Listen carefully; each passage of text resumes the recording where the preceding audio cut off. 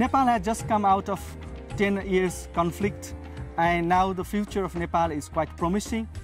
Now Nepal government has considered education as a fundamental right in the constitution. That means Nepal government must provide the education to all children of Nepal. VSO has been working in education in Nepal for 42 years. We are now working at the grassroots level and also working with the Ministry and Department of Education with policymakers to bring about the change so that most disadvantaged groups on the ground will also benefit from the government's education provision. It really does make an enormous difference to people's lives to give them a voice in the issues that affect them. And in advocacy, what we do is we use the power that we have politically to give voice to people that don't have that power.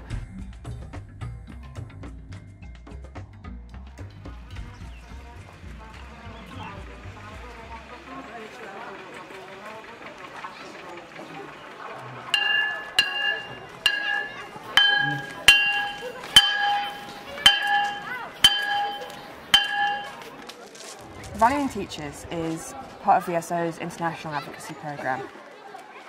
In Nepal, a lot of it is around student-teacher ratio, a lot of it is around teachers' pay and conditions, but the most important ones are about making sure that teachers are well managed and supported.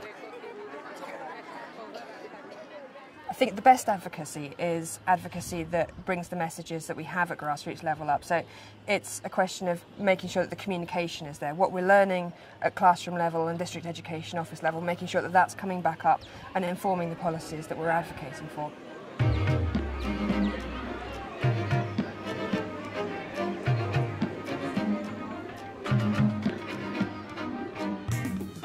I came to Mahendranagar about a year ago.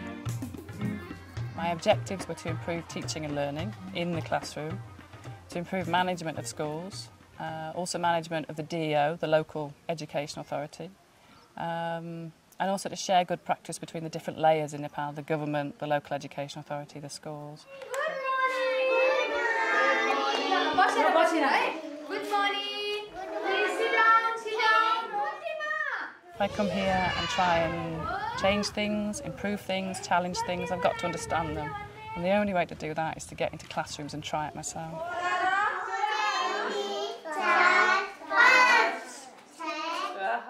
The initial idea behind the model classroom, we wanted to establish good practice.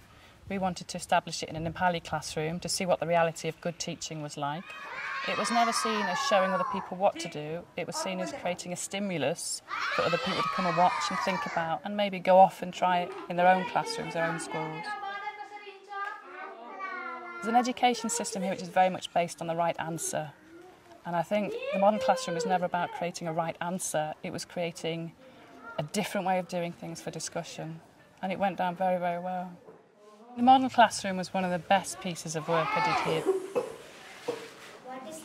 I worked with Harry Singbat, and the first time I met him, I knew it was going to be a good relationship. We've had two classes that work alongside each other. Some days he'll teach, I watch. Some days I teach, he watches. And in that kind of environment, when you can be free and you can open up and you can discuss things, confidence just booms and you try things you'd never normally try.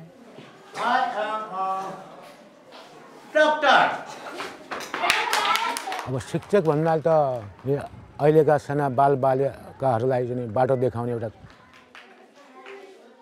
जुलीसँग मैले विद्यार्थीलाई अध्ययन गराउने बेला विभिन्न क्रियाकलापहरू सिके।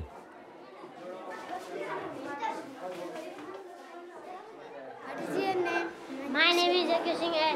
What is your sister's name? उहाँले हामीलाई धेरै राम्रो पढाउनु हुन्छ र उहाँको क्लासमा सबभन्दा मन पर्ने चीज मलाई खेलाउँदै पढाउँदै गर्नुहुन्छ त्यसैले मलाई उहाँको क्लास सबभन्दा मन पर्छ।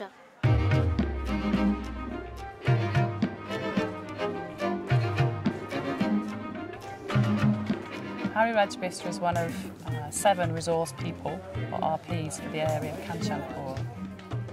They visit schools, do school supervision, train teachers, And really they're one of the most important layers because they take a lot of the government initiatives, government programmes and turn them into practical action.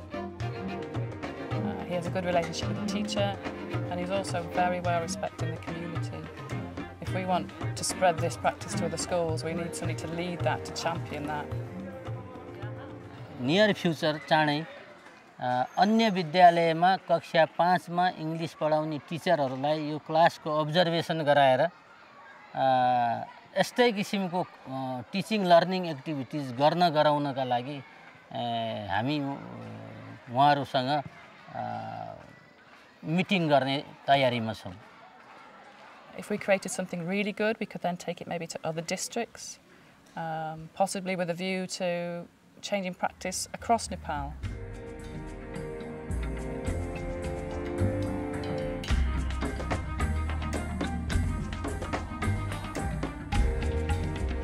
My placement here in the Ministry of Education in Foreign Aid Coordination is an important placement because foreign aid is going to play an increasingly important role in Nepal's education funding. Those of us who work in government offices in the capital learn a huge amount from people who work in the field, who work in remote districts. I think there's a big strength in the organisation in VSO being, as it were, vertically integrated in the country, so that there are people who work in schools, in district education offices, and then here in the capital there are people who work at the highest level in planning and strategy.